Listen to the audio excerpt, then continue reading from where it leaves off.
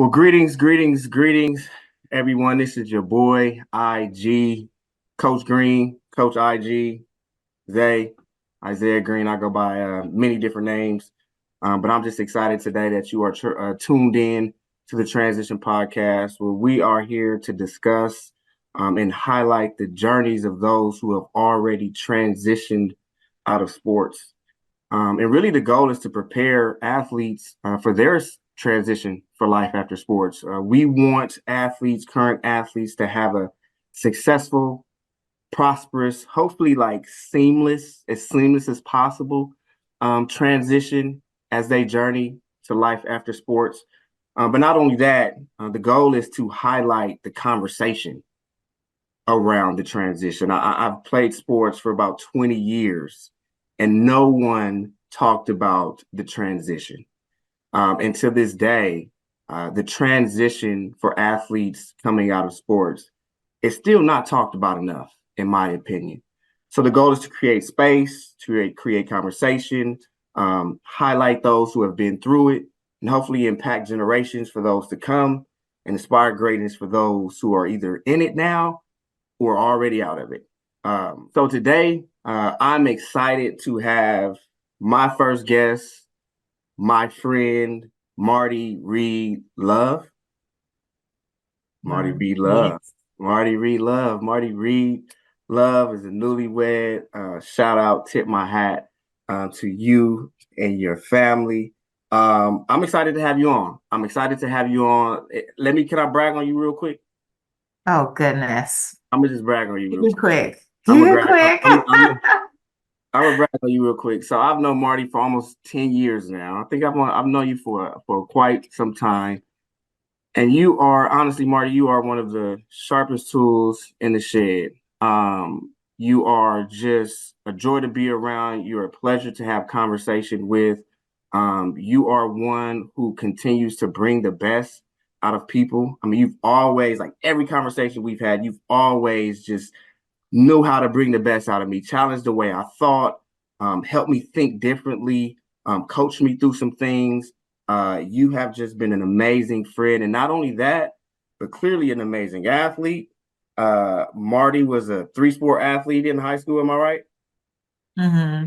So that's do it all. Let's do it all. Only did 2. So you got to tip your hat to that. Not only that, UCLA graduate, won a national championship in 2010. Right.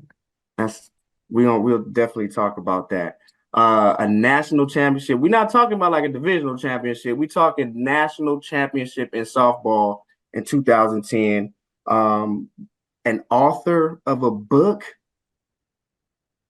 Come on now.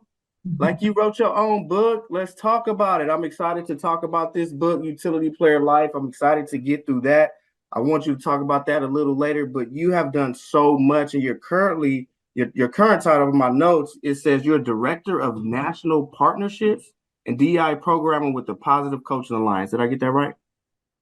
Correct. Yes. Awesome. Well, Marti, I'm glad to have you. That's just a little bit. I'm sure the list goes on. But I'm excited to have you. I'm excited to talk more about the transition, what you're doing to support athletes in their transition. And let's get right into it.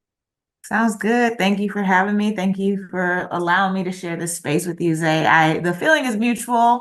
I always say iron sharpens iron, and you are one of those people that really makes me better as well. So I'm very excited about this conversation. So let's get in it. Let's get it. All right. So let's see what we're going to talk about first. We got some questions here. We'll do all the editing, so we'll be good. Let's talk a little bit about your sports background. When we're talking about the transition, a lot of times, and you talk about it in your book, The Utility Player Life, you talk about it in your book, how we can get our identity wrapped up in sports because we've done it for so long. And I've played football for about 20 years. So let's talk a little bit about your sports career, your background. How'd you get into it? How long you played? Let's just start there. Yeah, I mean, I grew up at the baseball field. I'm the descendant of just a sports family. My dad played professional baseball. He played in the minors, so he was very intense sports dad. My brother played in college as well. So I was always at the field growing up playing sports. I always say I played everything that involved land and not water. So I was running track, basketball, volleyball, softball. Softball was my main sport. Um, and to be honest, I probably enjoyed volleyball more than softball, but I was just the best at softball and knew that's where, my future was at a young age when I was already getting looked at by schools and stuff when I was in high school. So knew that that would be something I would pursue beyond, my high school sports journey, even though I was a multi-sport athlete. But I do not regret playing multiple sports because it allowed me to get like that mental break from the one that I took so serious Mm. and spent, that time becoming like elite in. And also like that instant gratification that I felt in volleyball is different in softball. Oh, you might be sitting around waiting for your next at bat, right? Thinking about why you didn't swing at that pitch from the last at bat, or there's just little things that Yeah. just the sport is different. Um, but I love it. It is a game of failure. Taught me Mm. how to bounce back from failure because we fail more often than we succeed in the sport of baseball and softball. So I just attribute a lot of the way that I move today and the things that I do in my life now and my mindset to my experience playing sports and a lot of the life skills and life lessons that I learned, just pursuing mastery, Mm. having a growth mindset, um, working with teammates, fall in love with the game with some of your best friends. Like those are the moments that I miss the most.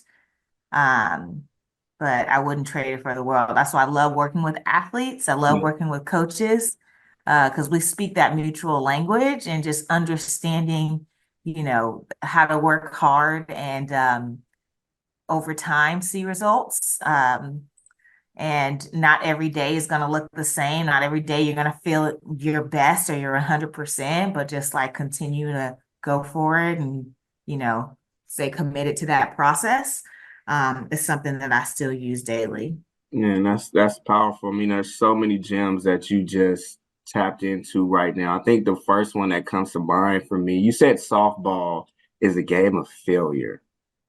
Now, I don't know any athlete that wants to play a game of failure. I I know. mean, that's just wild to think about. And I'm not a huge, um, I don't have a lot of knowledge about baseball, softball in general, Right. but I just recently learned. I will say I'm a Dodger fan though because I am an LA native, so I do bleed Go blue Dodgers, in me that too. respect. But I will say recently I learned like I use this phrase. It's the batting percentages like zero to Yeah. 1,000, right? Right. And so you see things on TV or you see stats where some really, really good hitter is batting maybe like 400, 500 or something. Is that Oh, good? Is that if you're batting 400, 500, you're in the Hall of Fame. You're in the so, Hall of Fame with those numbers. okay, so let's make this connection here. That's high. Okay, so what am I even talking about right now? I don't even know what I'm talking about. Batting 1,000, softball being a game of failure. Let's dive in a little. Right. Tell me a little bit about that. Yeah, so if we want to go by stats, my dad used to say 3 times out of 10, if you get up and get a hit 3 out of 10, you're considered, MVP status, Mm. like batting 333, like and up, Mm. right? So that's wild to think about. Like knowing that out of the 10 times I come up to bat, I might only be successful, quote unquote, from a scoreboard standpoint, 3 of those 10 times on average Mm. and I'm doing well in my sport. So having to be able to manage the emotions with that, I'm talking about the elite level. When I was young and playing rec ball, I'm batting 700. I'm hitting all the time. But like when you're now playing against other people that are also really, really good, those averages are going to naturally go down, you Right. know? So you see that, or you see like pitchers who, um, I worked with a sports psychologist when I was in college named Ken Revisa, and he talked to me about um, the amount of times pitchers have their A game versus their B game versus their C game. Mm. And like your A game is when you're just in the zone, right? Everything looks slower for you. You're just like, oh my gosh, I can do anything right now. Nobody can Right. stop me. Your B game is like, you feel good, not great, but you're. And then your C game is like, don't throw the ball my way. Like, I'm not at it. I don't have it today, right? Yeah, So yeah. we all had those three different games. And he was like, how often do you think you're in your A game versus your B game versus your C game? A Mm, major league pitcher might go out there 10 times, and 3 out of those 10 have their A game. mm, And more likely, like 5 or 6 times have their B game. And then maybe 2, 3 times have their C game. So it's like, even no matter what game you have that day, you're still showing up. You're still like mm. committed to the process of like giving everything you got, no matter what game you have right now. That's like what separates those elite players from the ones that just like tap out or not want to continue, you know? That is so good. That's so good, especially for someone like myself and those of us who are tuning in who have sort of this perfectionist mentality, right? For sure. If you're not batting 1,000, then what are we doing? Right. Especially for an athlete who played at the highest level, went through collegiate ball, and I had a coach, if I'm being transparent, where we would actually watch film. And as we were watching film, we spent so much time on analyzing every little step, right? Hmm. We would look at every single step we took, whether it was a false step, whether it was a good step. We would, my coach would literally pause during Hmm. film and say, Hmm. look where your foot is. And so what it did for me is it created this mindset of I can't mess up. Hmm. I can't make a false step, because if I make one false step, then everything is almost ruined, right? And Hmm. so this perfectionist mentality started to grow over time to where I started to believe in my mind, I need to bat 1,000 every time I go up to the plate. And if Right. I'm not Right. batting 1,000, we out of here. Next Yeah. man. And Right. that's a lot of pressure. 100%. I think That's a lot, yeah.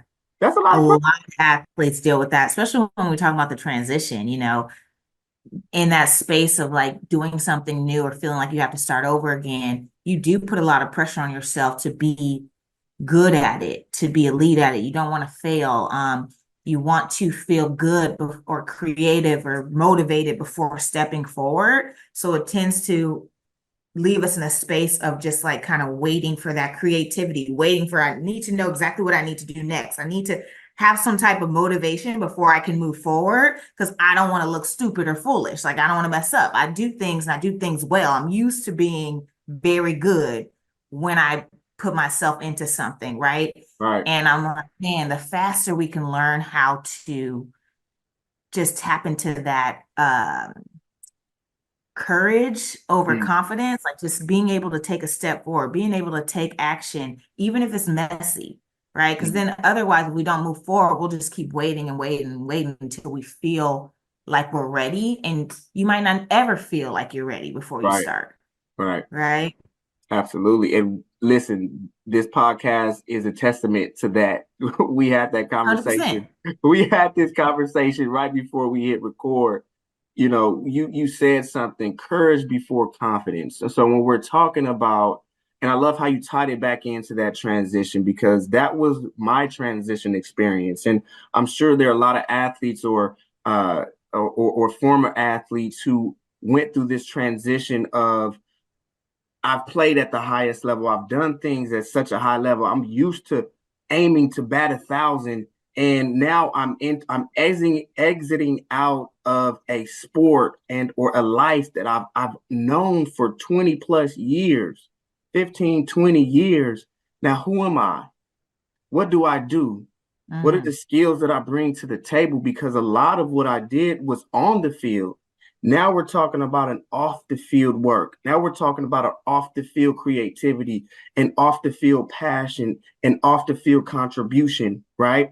And there's this transition period. And I call the transition the point when athletics ends, to where whenever that new thing begins. And there's this transition where you have to wrestle with courage over confidence, right?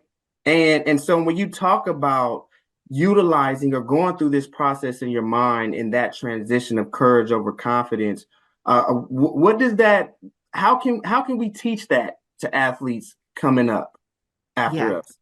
Yeah. I mean, that's so hard, that transition period, because you're going to be uncomfortable. So And like, uncomfortable. it's so uncomfortable, but like you got to lean into that uncomfortability, Mm-hmm. right? And just have to accept the fact that like this is not going to be comfortable for me. I'm not going to constantly feel good or knowing like I know what I'm doing, but that doesn't mean that you can't take steps forward. That doesn't mean that you're not going to get there eventually. Let's think about in our sport, how long did it take us to be an elite athlete, Long. right? It wasn't like overnight. So to expect us to jump into this new transition and be like good to go right away, that's just naive, right? So there's a process with this. So I'd say number one is having grace with yourself, knowing that like this is a process and it's okay to not feel good, right? Um, and then I think when you're starting to navigate in that transition, your support system around you is vital. It is vital to tap into people that have already gone through it, that have done it before, that you can ask questions, pick their brain. Like you don't have to do it alone. You Mm, creating this podcast right now is a perfect place for somebody to start. It's like, how do I even begin this process? One day at a time, just like you yeah. began the process of becoming an athlete.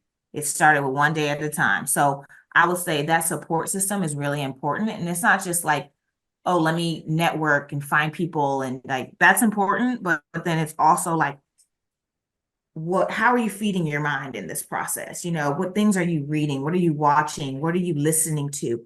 All of that is helping you become or get to the next step, get to the next place. So I would encourage that athlete going through that transition, number one, to start with that grace and then like start building their mindset up with being prepared to just handle that uncertainty Mm, as they're going through the process. And then we're tapping into our network, our support system, surrounding ourselves with people who have done it already and can like tell you how they did it. I think that's probably the biggest thing that helped me mm. from a tangible standpoint. Like, what did you physically do? I started calling potential mentors and asking them if I could sit down for coffee and pick their brain on what they're up to now and like how they got started. What do they like about it? What do they don't? Because I didn't know what I wanted to do after. Okay. You know, you talk to me about softball, my IQ is high. I can tell you the ins and outs of the game, but you talk to me about what I'm going to do with my life now. Oh, like I don't know what I'm talking about, right? So I needed to take some time learning from others. Like obviously experience is a fast way to learn, like trial and error. But in this transition period, that's the one thing that we don't necessarily have when it comes to like the professional world. So what's the second fastest way to learn? From other people's experience. Yeah. Sit down with your former professors, their friends, your teammates' parents, and just asking those questions. Maybe asking them if you can shadow them for a day and learn a little bit about what they're up to, and then not being afraid to be a beginner in it and being There like it a is. sponge. You can't walk into this space and think like I'm all that, I got it going on. They're lucky to have me here. No, you have to be humble and be like very grateful, lead with that gratefulness to be in that presence, to be able to learn from them and ask those questions humbly and be like, I'm looking to learn. And I That's feel like we good. can learn from anybody if you're open-minded. That's Even if really you're good. like, I never want to do this job, but I'm still learning something from this person. And you never know until you actually get in and see it for yourself. That's really good. That's really good. I think humility is definitely a key part to that transition. Just looking back on my own transition, there was this there was this mindset that I had, right? That I expected a lot of myself. Not only did I expect a lot from myself, I also felt like the world expected Mhm. a lot from me, right? Yeah.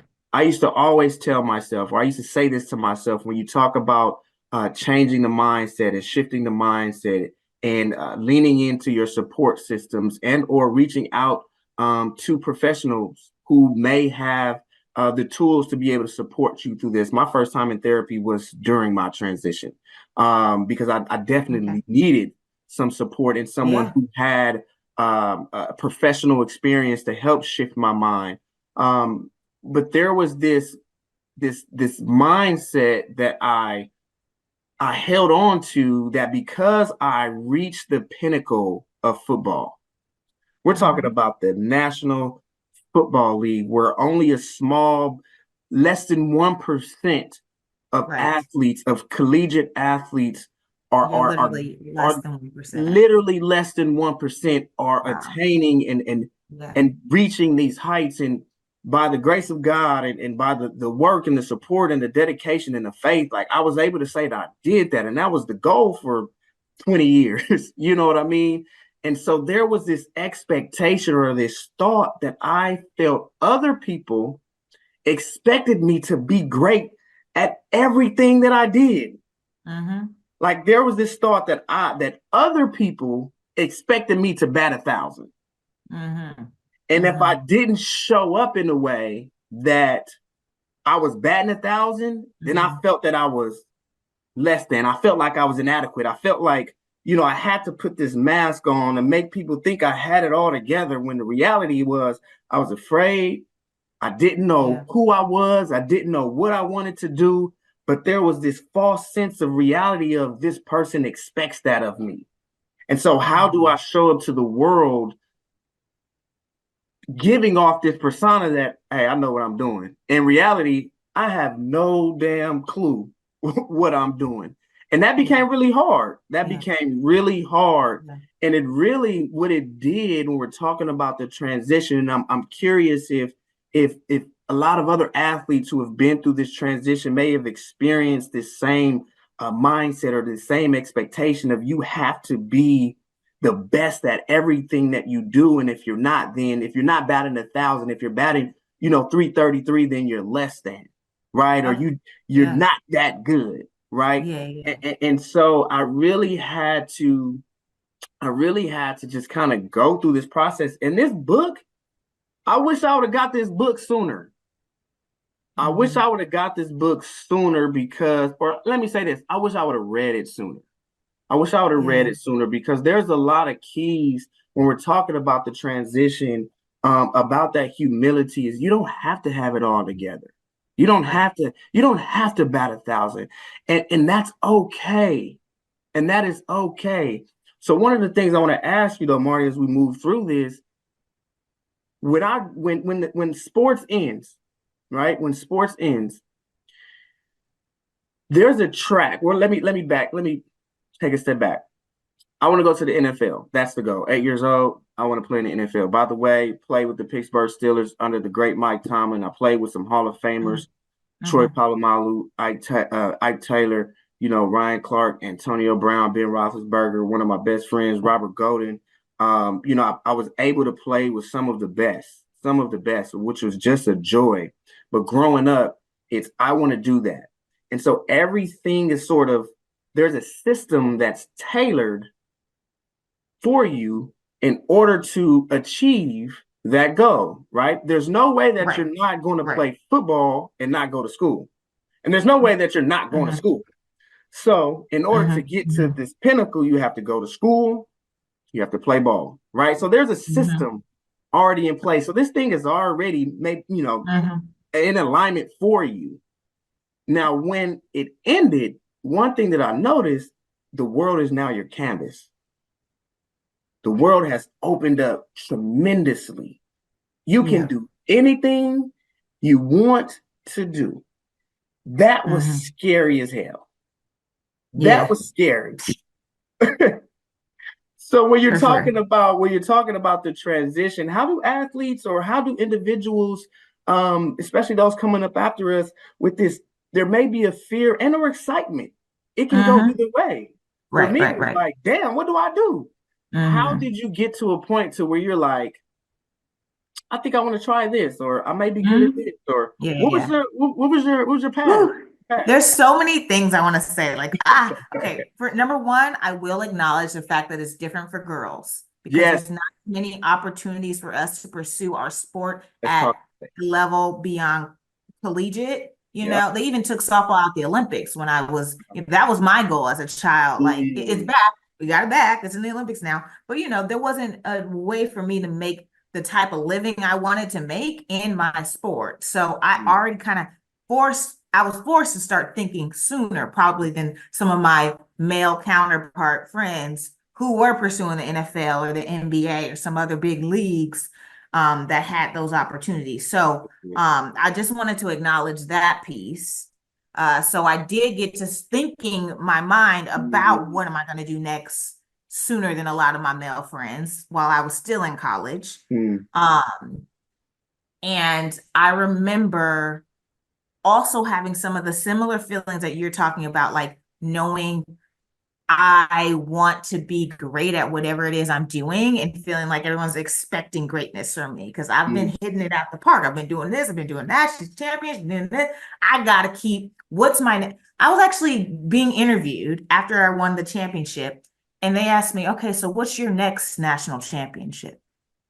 And I mm. had just like graduated from UCLA, and I was like, oh, shit. Like, oh man, like, what are you gonna do next to top that? It's pretty Right, much what they were asking.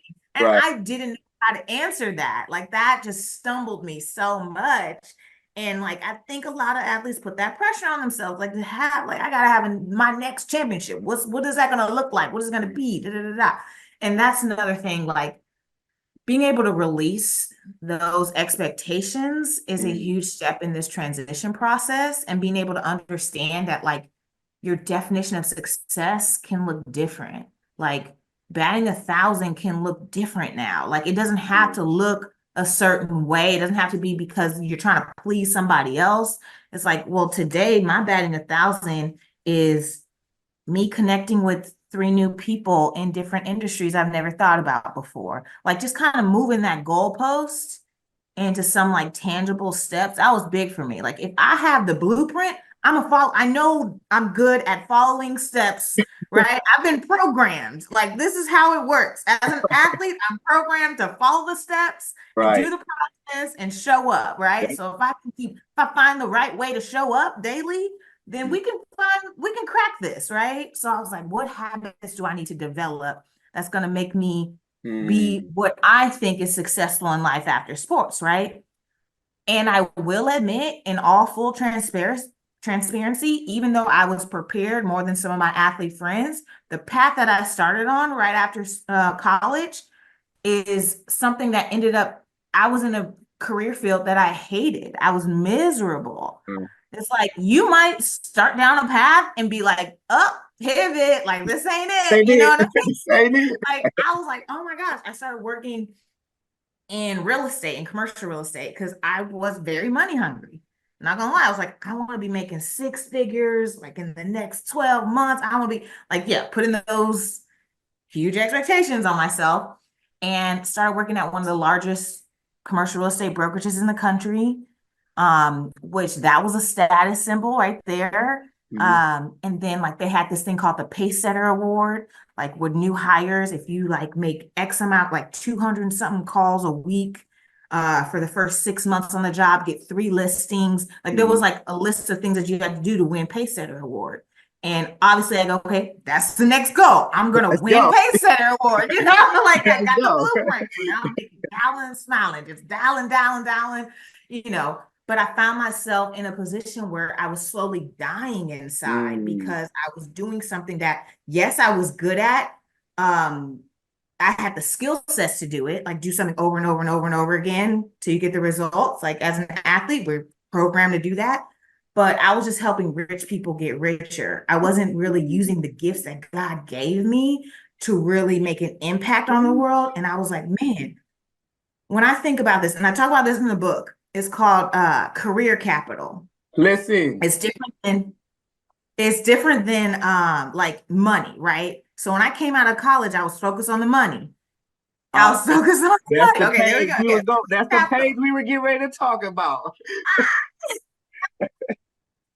So it's Yeah. like, and I learned this from one of my mentors. They were like, there's three things that have been shown and proven by psychologists that equates to more happiness in your life when it comes to your career.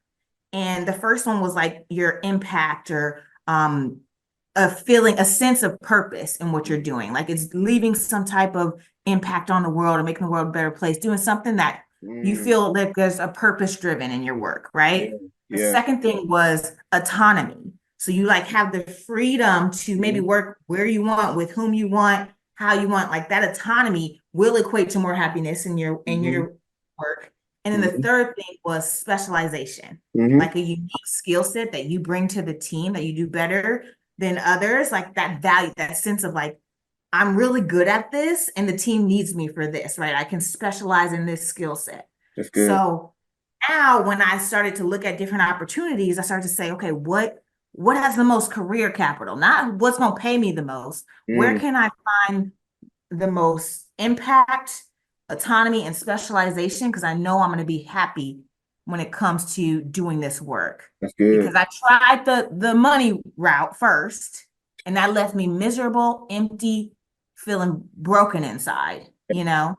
So sometimes you do have to just trial and error, get out there, go for it. I don't regret doing it because that was a life lesson I needed to learn. But I just want athletes to understand, like, you might not get it right away. Yes. And that's okay. You can constantly reinvent yourself. You can constantly pivot. You can constantly adjust and adapt. And that's really what utility player is about.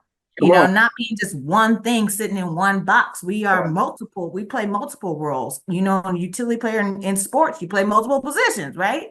So how can you adjust and adapt in life, knowing that like things are going to change, the economy is going to change, all this stuff. So being able to look at that and have the courage to start over, I think that's a big deal too. Man, so listen, if you haven't got the book, you gotta get the book, The Utility Player Life. I kid you not, Marty. Like that is literally the page that I wanted to talk about because I No think way. yes, way. Like literally when we're talking about that career capital is basically made up of three things. And more of these three things you have in your career, the higher your career capital goes. Purpose and meaning, autonomy, and specialization. Like key. Like, and they're all highlighted. These were bars. Yeah. These were bars. Yeah. I want to say, thank you because I mean, your book is so impactful. Your book has been impactful. It is impactful. It's an easy read, but it's such a read that is straight to the point and it's real. And it's so real, especially for those of us who are either going through the transition or even have gone through the transition. And I really will I suggest folks that are preparing for that transition, to pick that book up because it's a book that prepares. It's a book that equips. And it's also a book that sustains because there are things in here where you're like, hey, these are the habits that you should be creating in order to keep going forward, not just during your transition, but afterwards. And so, man, just an amazing book, amazing book. Really quick, I had a bunch. So like we could have went so many different ways with that. I guess one of the things when you talk about a utility player, what is it? What is a utility player? Yeah. So I say a person that is prepared to play multiple positions in life. A utility player in sports, obviously, you are someone who plays multiple positions. Like when I came to UCLA, I came in as a shortstop, but I played outfield, first base, second base, was able to wherever the coach needed me. And I say we are utility players in life. We're all a family member to someone. We're a friend. We're a student in life. Even after you're done with traditional school, you should still continue to learn and grow.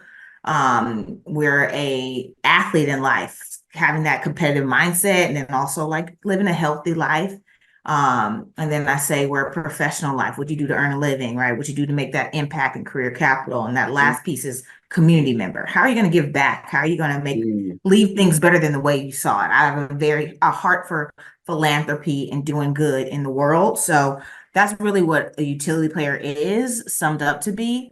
And that's what I talk about as a utility player. I'm actually in the process of turning the book into a online course. So I know everybody's getting digital these days and everything, but I want to have some like practical things. At the end of each chapter, there's utility workouts. It's like something that you could do by yourself or with your team or with your teammates to help you like take what you learn and put it into action. Cause I'm big on that. It's like you could read all the books in the world, but if you just sit on that knowledge and don't do anything with it, it's like, what are you doing, right? So I'm big on like what can I do now with this? What can I do tomorrow with this information? So that's what I tried to do when I wrote the book. I was like, what did I need when I was their age? Like I wrote the book for my former self and just poured my heart and soul into that. And I know like for me, I didn't start reading until like my senior year of college, Mm. like reading books outside of like what like required reading for class or anything like that. Like I was not into reading. That wasn't Yeah. something that I enjoyed doing, or that wasn't a pastime that I had. And a lot of my friends and teammates also didn't read. So I was Mm. like, let me make this short and sweet and get straight to the point, maybe break it down with like a story so like they can really grasp it and like really understand it and how to apply it. So that's where that book came from. And then when I graduated from UCLA, I had a lot of job offers and opportunities because I was going on those informational interviews with mentors and stuff like that. And then people started to, back then, our form of DM, it was like Facebook messaging. My friends were Facebook messaging me like, how did you find a job so quickly? Like, man, Mm. how did you get all these opportunities? Like, please, I'm about to graduate soon and I'm terrified. Like, I don't know what to do next after my sport is over. Help me, help me. I started getting so many messages. And that's what like, encouraged me to write the book. I was like, wow, we need help. A lot of people need help with this. So Mm. that's where it came from. That's how it came about. That's what it's about. And that's how I'm hoping it'll have an impact on others. And it will. It's definitely had an impact on me. And in football, we call that the impact player, right? We call that the Mm, utility player. We call that an impact player, especially those of us who grew up playing Madden. There was always an impact player that had a star, had a star under their names, right? That player was the one who could do it all, the one who would make the impact of the game when they needed the most. And mhm. so, when you talk about that utility player, I like to reference that as an impact player, and so, Yeah. I want to say thank you. There's a few questions, and we're kind of going to like ease Yeah. off into another. There's a few questions that I do want to ask around. Hey, you killing it right now. You killing it right now, Thank Marty. you. You killing it. You killing. Hey, you killing it. I love it. There's a side note there when you're talking about how collegiate sports and women, the difference between women and men. Like, I definitely want to dive into that sometime eventually because Yeah. that's interesting to think about. And I never really thought about it like that in the sense of like I was preparing for my transition because women's sports and there's no equity equality in women and men's sports. So it Exactly. prepares women Yeah. and men differently. You know what I mean? And so definitely want to dive into I was that. thinking in my head of like Yeah.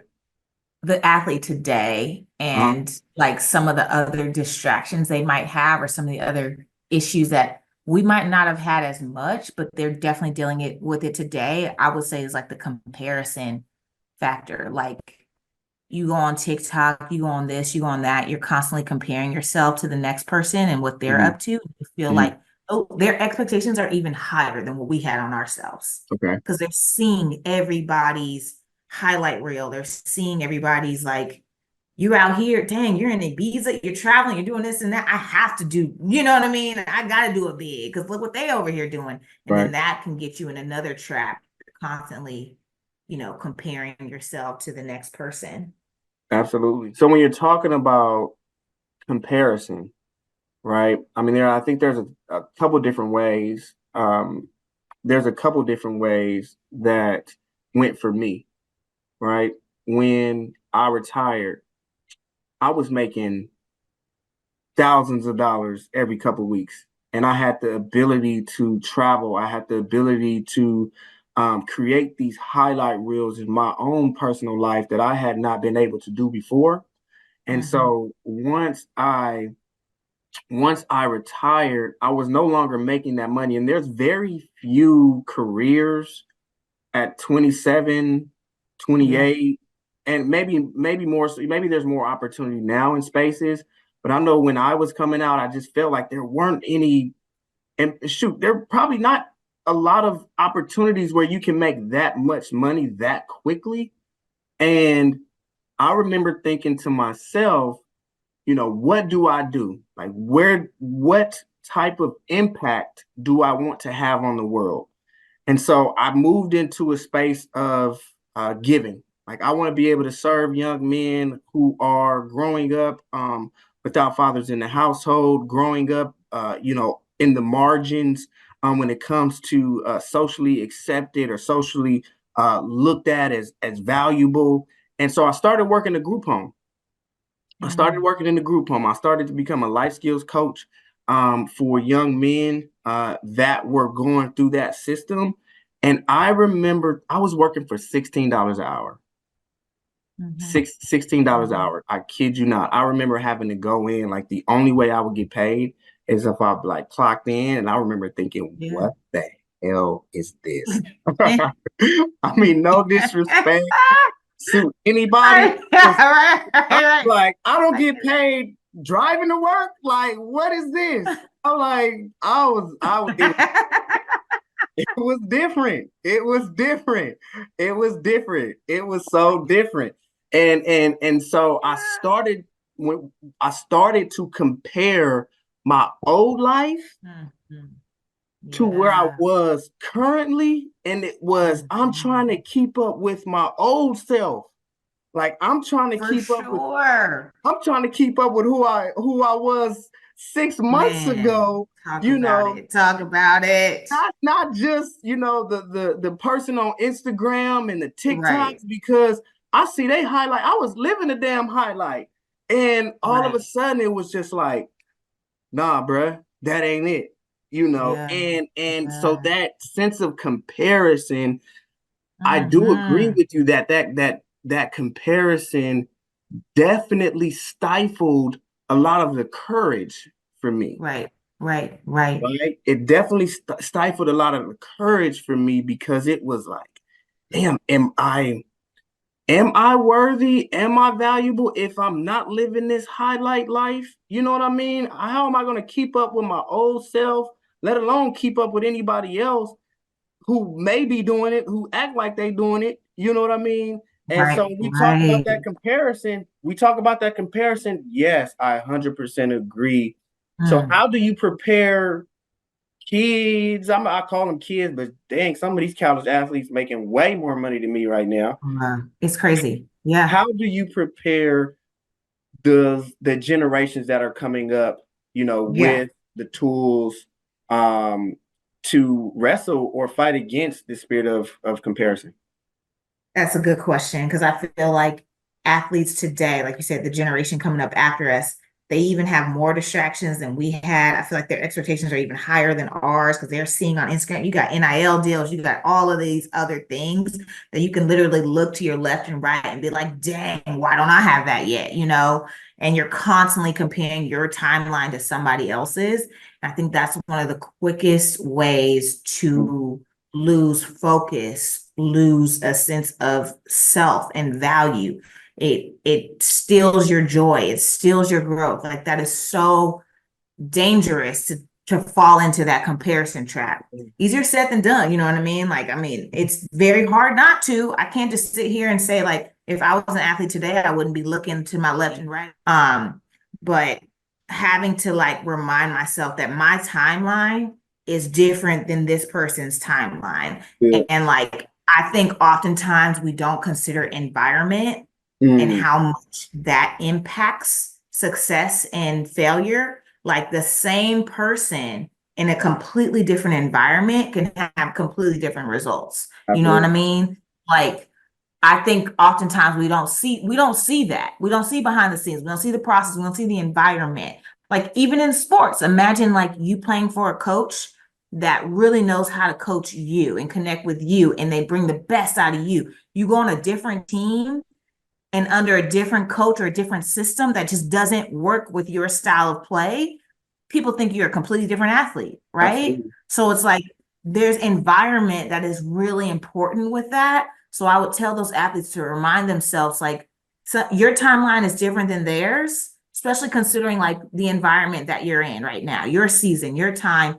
And if you just stay consistent to the things that you're good at, your strengths, your values and things like that, focusing on that and not comparing to others, because you don't know their story. Correct. You don't know if they have like maybe even a parent who has like the key to the door that let them like walked them right in there, or whatever it might be. Yep. We have no idea. So I think that's one thing that we underestimate when we're comparing ourselves to the left and right.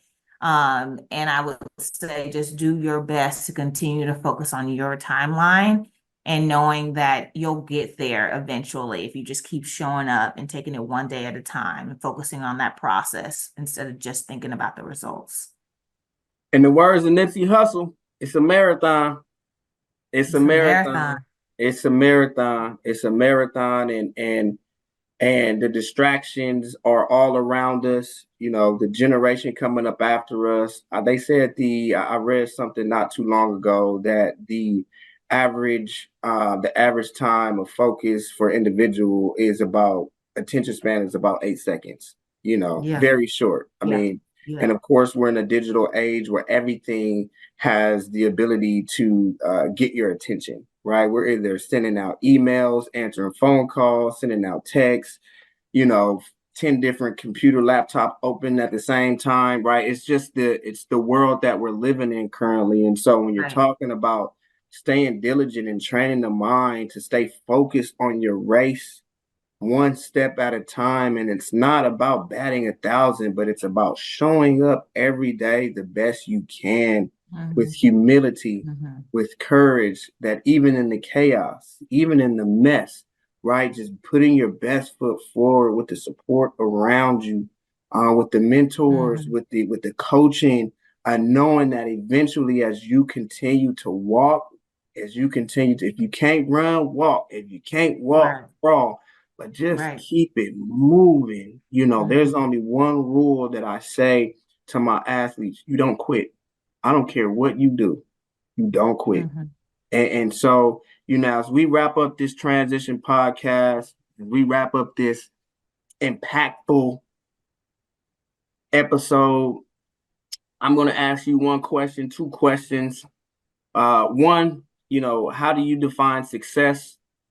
And then two, if there's any encouragement to athletes who are currently in the transition, what would it be? And the third question, of course, is those who are going to go through the transition, what would it be? So the first question is, how do you define success?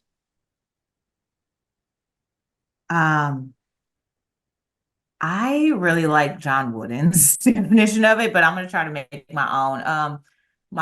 When I define success, I focus on the things that I can control, and feeling a sense of purpose and value in the things that I'm doing, and my ability to continue to just get better every day, knowing that success doesn't have to look, it's not linear. It doesn't have to look the exact same. That's good. So I think that's how I would wrap it up if I really tried to narrow down success. That's good. That's good.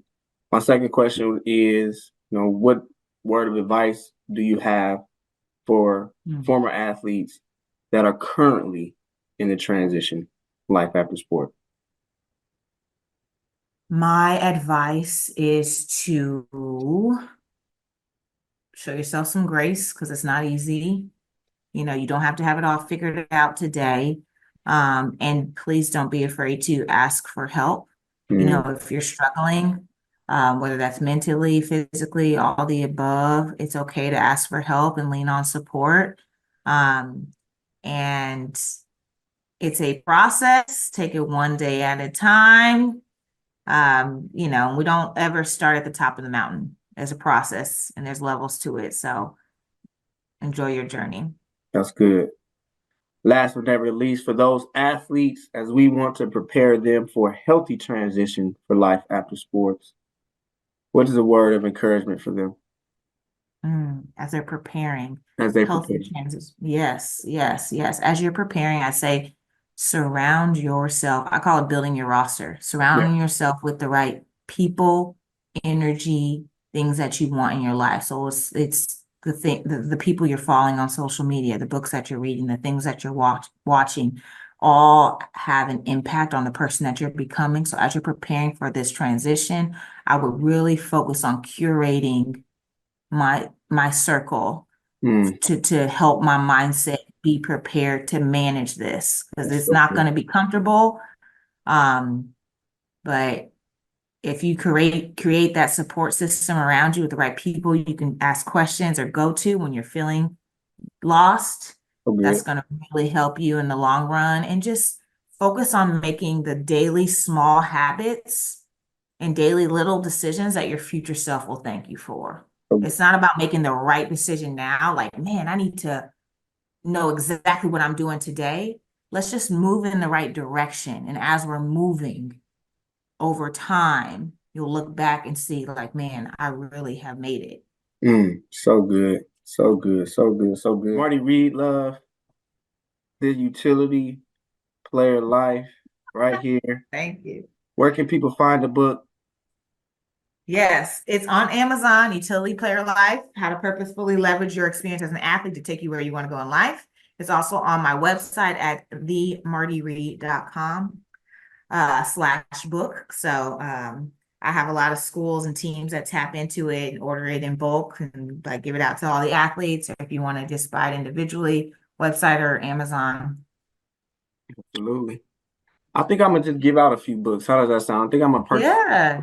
I want to purchase a few books, and I'm gonna give them out to a few of our newer subscribers to the Transition Podcast. I think that's gonna be a great gift for those who are tuning in. Marti, I want to say thank you for your time. Thank you for your courage. Thank you for your grace, for your wisdom, for your knowledge, for your obedience to the call that God has put on your life.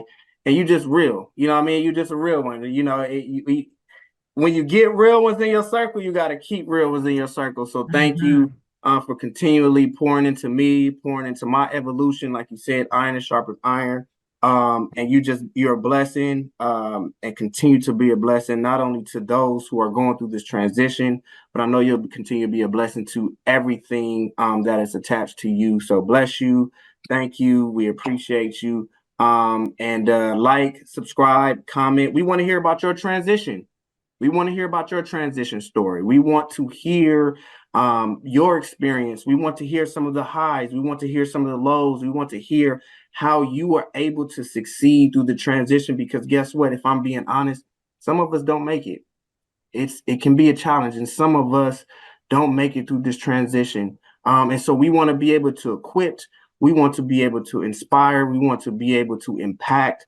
We want to continue to be able to support those who are either going through it, been through it, or getting ready to go through it. So bless you all. We look forward to the next one and more to come. Peace.